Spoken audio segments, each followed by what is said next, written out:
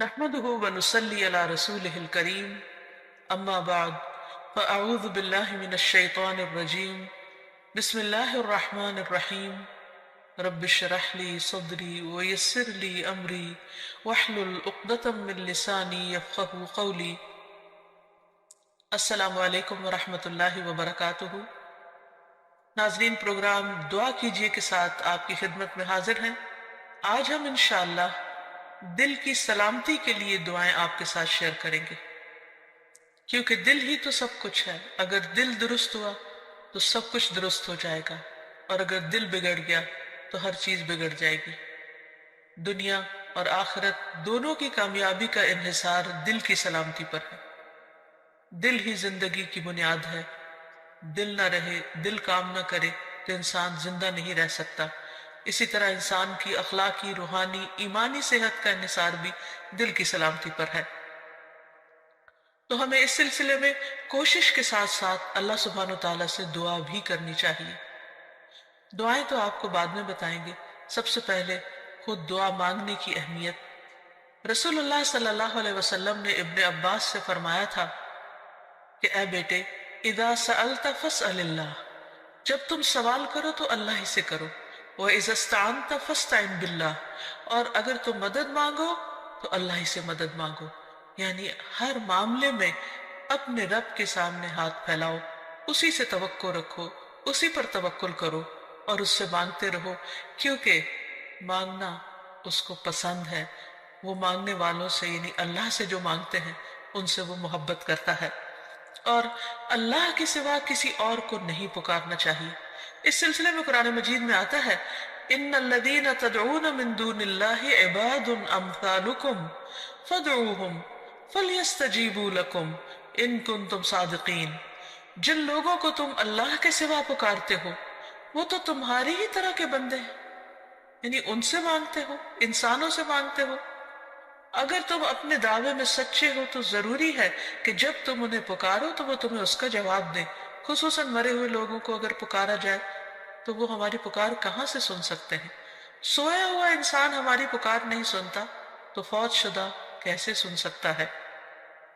اسی لیے قرآن مجید میں اللہ کے سوا کسی اور سے مانگنے سے، دعا کرنے سے منع کر دیا گیا. فرمایا فَلَا تَدْعُ مَعَ اللَّهِ إِلَٰهًا آخَرَ فَتَكُونَ مِنَ الْمُعَذَّبِينَ. بس اللہ کے ساتھ کسی اور کو الہ نہ پکاریے. یعنی الہ وہ ہوتا ہے جس کے پاس انسان اپنی حاجات لے کر جاتا ہے، جس سے دعا کرتا ہے، جس کے آگے سجدہ کرتا ہے، جس کے نام پر قربانی کرتا ہے، جس کو خوش کرنے کے لیے سارے کام کرتا ہے، بھاگ دوڑ کرتا ہے. تو اللہ کے ساتھ کسی اور کو الہ نہ پکاریے ورنہ آپ بھی سزا پانے والوں میں سے ہو جائیں گے. یعنی اللہ سبحانہ وتعالیٰ کسی صورت میں بھی شرک کو پسند نہیں فرماتے. اور پھر یہ بھی یاد رکھیے کہ دعا کرنے سے پہلے اللہ سبحانہ وتعالیٰ کی حمد و ثنا ضروری ہے. لا الہ الا اللہ وحدہ لا شریک لہ لہ الملک ولہ الحمد وہو علی کل شیء قدیر. اس کلمے کو پڑھیے یا کوئی اور حمد و ثنا کے الفاظ جو بھی آپ کی چوائس کے ہوں، کیونکہ حمد و ثنا تو اصل میں اللہ کی محبت کے ساتھ ہی آتی ہے. جتنی محبت زیادہ ہوگی اتنی خوشی کے ساتھ آپ اللہ کی تعریف کریں گے. پھر اسی طرح درود شریف پڑھنا نہیں بھولیے. درود شریف پڑھنے سے 10 رحمتیں آتی ہیں، دعائیں قبول ہوتی ہیں. اور پھر یہ کہ دین اور دنیا کی ہر بھلائی اللہ تعالیٰ ہی سے مانگیے. اور خصوصاً ہمارے آج کا جو موضوع ہے یعنی قلب سلیم، سلامت دل، اس کی دعا اللہ سبحانہ وتعالیٰ سے مانگیے کہ اے اللہ تو مجھے قلب سلیم، سلامت دل عطا فرما. کیونکہ قیامت کے دن انسان کو نہ مال کام آئے گا نہ بیٹے کام آئیں گے مگر جو اللہ کے پاس سلامت دل لے کر آیا. اللہ تعالیٰ فرماتے ہیں يوم لا ينفع مال ولا بنون إلا من أتى الله بقلب سليم. جس دن مال اور بیٹے کام نہیں آئیں گے مگر وہ جو اللہ کے پاس سلامت دل لے کر آیا. کیونکہ اگر دل درست ہو تو تمام جسم درست، تمام کام درست، اور اگر دل بگڑ جائے تو ہر چیز بگڑ جاتی ہے. رسول اللہ صلی اللہ علیہ وسلم نے فرمایا بے شک جسم میں گوشت کا ایک ٹکڑا ہے، اگر اس کی اصلاح ہو گئی تو تمام جسم کی اصلاح ہو گئی، اور اگر وہ خراب ہو جاتا ہے تو سارا جسم خراب ہو جاتا ہے. سنو وہ دل ہے. اور پھر آپ نے دل ہی کی طرف اشارہ کرتے ہوئے فرمایا کہ تقویٰ ہا ہونا، تقویٰ یہاں پر ہوتا ہے، یعنی اللہ کا ڈر جو تمام معاملات کو درست کرتا ہے. دل کے سلسلے میں یہ بات بھی یاد رہے کہ دل کی حالت ہمیشہ بدلتی رہتی. اگر آپ ایک دفعہ اپنے دل کو صحیح رستے پر لے بھی آئے تو کوئی گارنٹی نہیں کہ وہ ہمیشہ صحیح رہے گا، کیونکہ اس کے پلٹنے میں کچھ دیر نہیں لگتی. اس بات کو حدیث میں بہت اچھی طرح بیان کیا گیا ہے. رسول اللہ صلی اللہ علیہ وسلم نے فرمایا بے شک قلب کو قلب اس لیے کہتے ہیں کہ وہ پلٹتا رہتا ہے، اور دل کی مثال تو اس پر کسی ہے جو کسی درخت کے تنے کے ساتھ لٹکا ہوا ہو اور ہوا اسے الٹ پلٹ کرتی رہتی ہو، کبھی سیدھا کبھی الٹا. اس لیے سلامت دل رکھنا ایک بہت ہی مشکل کام ہے، کیونکہ انسان کبھی اس میں شکوک و شبہات آ جاتے ہیں، کبھی خواہشات اور شہوات آ جاتی ہیں، کبھی انسان کا ایمان بڑھنے لگتا ہے، کبھی گھٹنے لگتا ہے. تو دل کی حالتیں تبدیل ہوتی رہتی ہیں. دعا یہ کرنی چاہیے کہ ہماری موت اس حالت میں آئے کہ ہمارا دل اللہ کے رب ہونے پر راضی ہو، محمد صلی اللہ علیہ وسلم کے نبی ہونے پر اور اسلام کے دین ہونے پر، اور ہم اللہ تعالیٰ کے بارے میں اچھا گمان لیے ہوئے اس دنیا سے رخصت ہوں. دل کی تبدیلی کے بارے میں ایک اور حدیث میں بھی آتا ہے، نبی صلی اللہ علیہ وسلم نے فرمایا ابن آدم کا دل اس ہنڈیا سے بھی زیادہ تیزی کے ساتھ بدلتا ہے جو خوب کھول رہی ہو. یعنی دل کی حالت اتنی تیزی سے اگر تبدیل ہوتی ہے اور اس میں کچھ دیر نہیں لگتی تو کس قدر ڈرنے کی بات ہے. سلامت دل کی دعائیں کرنے سے پہلے ہمیں چند ان باتوں کا بھی تذکرہ کر لینا چاہیے کہ جو انسان کے دل کی بیماریوں کا سبب بنتے ہیں. جسمانی بیماریوں کے تو بہت سے اسباب ہو سکتے ہیں، لیکن عموماً ہم روحانی بیماریاں، اخلاقی بیماریاں یا دل کے تزکیے سے متعلق جو بیماریاں ہیں ان کا ذکر نہیں کرتے. تو آئیے دیکھتے ہیں کہ وہ کون سی چیزیں ہیں جو دل کو بیمار کرتی ہیں.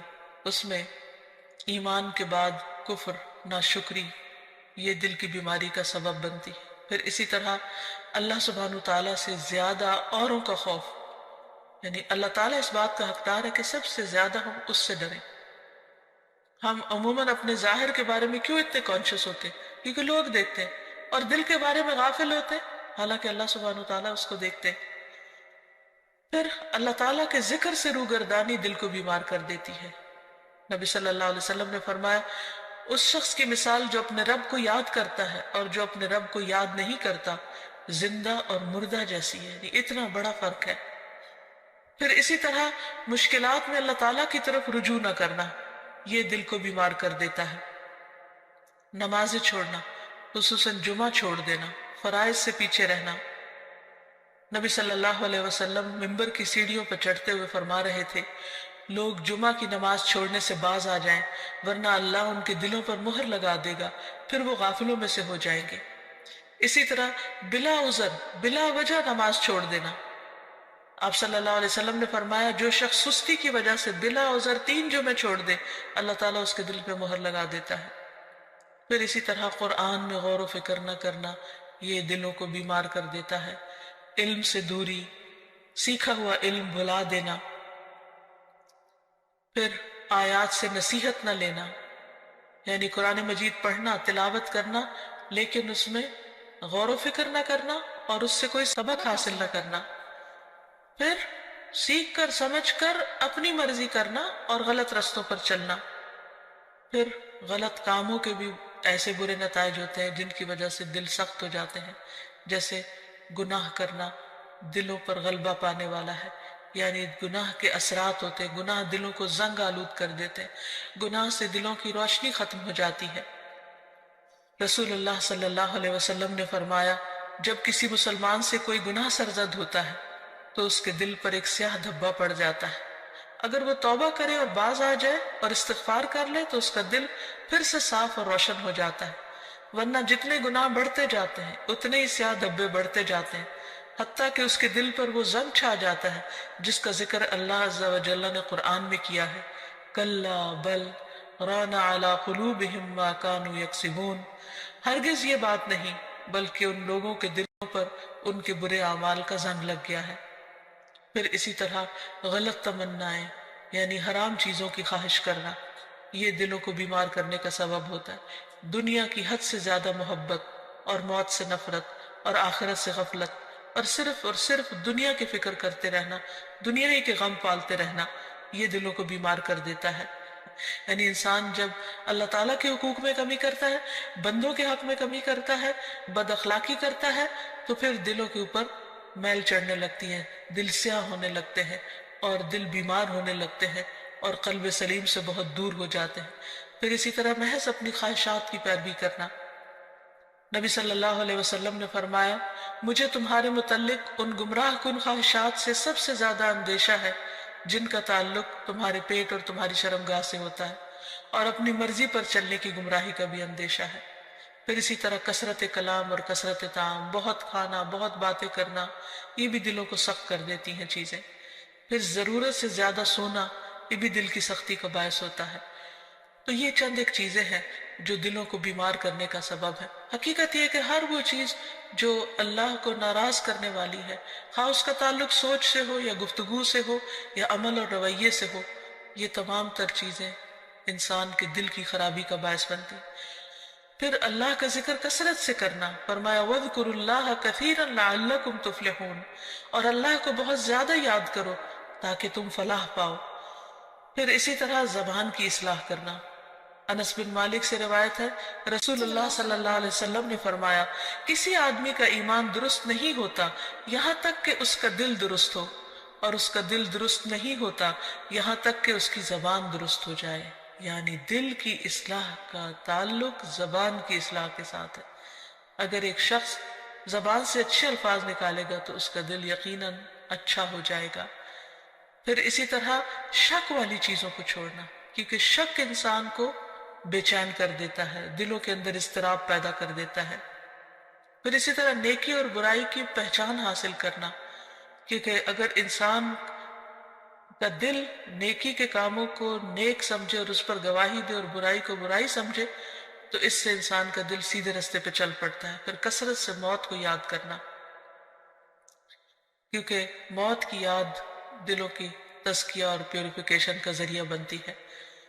پھر اخلاقی برائیوں سے پرہیز کرنا، پھر یتیم اور مسکین کا خیال رکھنا۔ ایک شخص نے نبی صلی اللہ علیہ وسلم سے دل کی سختی کی شکایت کی تو آپ صلی اللہ علیہ وسلم نے فرمایا کہ یتیم کے سر پر ہاتھ پھیرو، کیونکہ یہ دل کو نرم کرتا ہے۔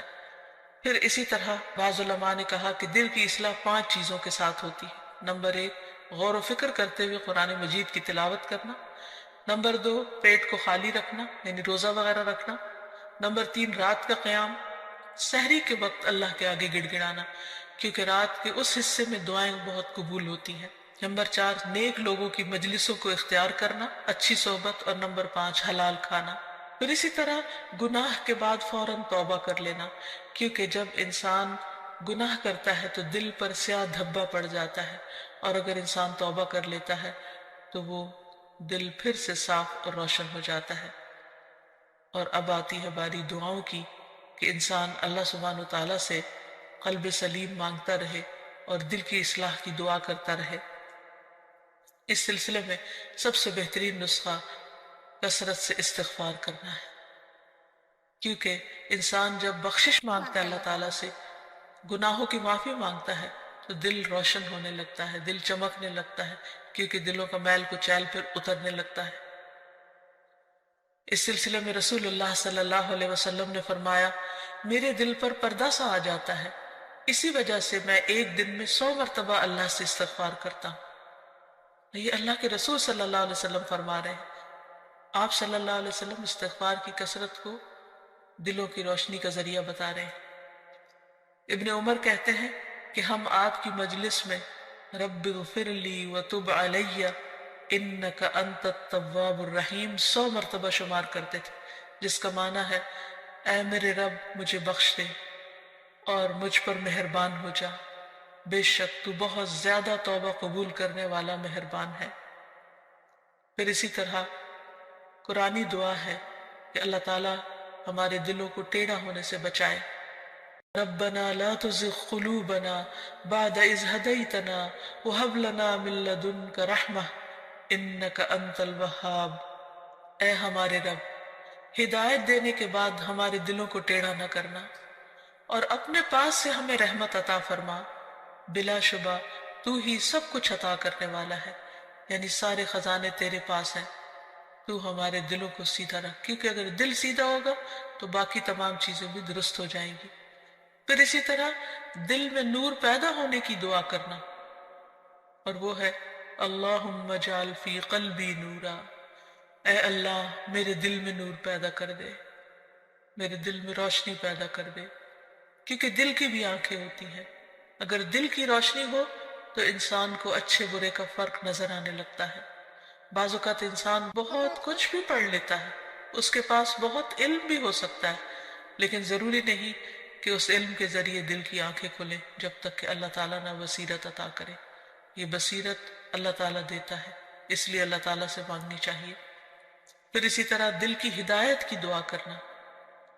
آپ صلی اللہ علیہ وسلم نے دعا سکھائی، اللہم اہد قلبی وسدد لسانی واسلل سخیمۃ قلبی، اے اللہ میرے دل کو رہنمائی عطا فرما، میری زبان کو درستگی عطا فرما، اور میرے دل کے کینے کو دور کر دے، کیونکہ شرک، نفاق، حسد، بغض، کینہ، کدورت دلوں سے نکلیں گے تو ہی دل روشن ہوں گے۔ پھر اسی طرح یہ بھی ضروری ہے کہ انسان دین پر دل کی ثابت قدمی کی دعا کرے۔ عبداللہ ابن عمرو ابن العاص کہتے ہیں کہ انہوں نے رسول اللہ صلی اللہ علیہ وسلم کو فرماتے ہوئے سنا کہ تمام بنی آدم کے دل رحمان کی انگلیوں میں سے 2 انگلیوں کے درمیان ایک دل کی طرح ہے، وہ جسے چاہتا ہے اسے پھیر دیتا ہے۔ پھر رسول اللہ صلی اللہ علیہ وسلم نے فرمایا، اللہم مصرف القلوب صرف قلوبنا علی طاعتک، اے اللہ دلوں کے پھیرنے والے ہمارے دلوں کو اپنی اطاعت پر پھیر دے، یعنی تو ہی ان کے اندر اپنی اطاعت اور فرما برداری کا شوق پیدا کر دے، کیونکہ اگر دل کسی کام کے کرنے پہ راضی ہو جائے تو وہ کام کرنا بہت آسان ہو جاتا ہے۔ اطاعت کے بڑے سے بڑے کام، مشکل سے مشکل، کٹھن اور بھاری کام بھی بہت معمولی معلوم ہوتے ہیں۔ پھر اسی طرح یا مقلب القلوب ثبت قلبی علی دینک، اے دلوں کو الٹ پلٹ کرنے والے میرے دل کو اپنے دین پر جما دے، کیونکہ اگر دین پر ایک دفعہ دل ٹھک گیا، اطمینان ہو گیا، تو پھر عمل کرنا کچھ بھی مشکل نہ رہے گا۔ پھر اس کے ساتھ ساتھ ایسے دل سے بھی پناہ مانگی گئی کہ جو اللہ سے نہ ڈرتا ہو، جس کے اندر خشیت نہ ہو۔ دعا ہے اللہم انی اعوذ بک من علم لا ينفع ومن قلب لا يخشع ومن نفس لا تشبع ومن دعوت لا يستجاب لها، اے اللہ میں تجھ سے ایسے علم سے پناہ مانگتا ہوں جو نفع دینے والا نہ ہو، اور ایسے دل سے جو ڈرنے والا نہ ہو، اور ایسے نفس سے جو سیر ہونے والا نہ ہو، اور ایسی دعا سے جو قبول ہونے والی نہ ہو۔ پھر اسی طرح دل کے شر سے پناہ مانگنے والی دعا، اللہم انی اعوذ بک من شر سمعی ومن شر بصری ومن شر لسانی ومن شر قلبی ومن شر منی، اے اللہ میں تیری پناہ چاہتا ہوں اپنے کان کی برائی سے، اور اپنی آنکھ کی برائی سے، اور اپنی زبان کی برائی سے، اور اپنے دل کی برائی سے، اور اپنی خواہش کی برائی سے۔ پھر دل کو صاف کرنے کی دعا، اللہم اغسل قلبی بماء الثلج والبرد ونق قلبی من الخطایا کما نقیت الثوب الابید من الدنس وباعد بینی وبین خطایایا کما باعدت بین المشرق والمغرب، اے اللہ میرے دل کو برف اور اولے کے پانی سے دھو دے، اور میرے دل کو خطاؤں سے صاف کر دے جیسے سفید کپڑے کو میل سے صاف کیا جاتا ہے، اور میرے اور میری خطاؤں کے درمیان اتنی دوری کر دے جتنی دوری تو نے مشرق اور مغرب میں رکھی ہے۔ تو اللہ تعالیٰ سے دعا ہے کہ وہ ہمارے دلوں کی اصلاح کر دے، وہ ہمارے دلوں کا تزکیہ کر دے، وہ ہمیں سلامت دل عطا کر دے تاکہ ہم دنیا اور آخرت میں کامیاب ہو سکے۔ وآخر دعوانا ان الحمد للہ رب العالمین۔ السلام علیکم ورحمۃ اللہ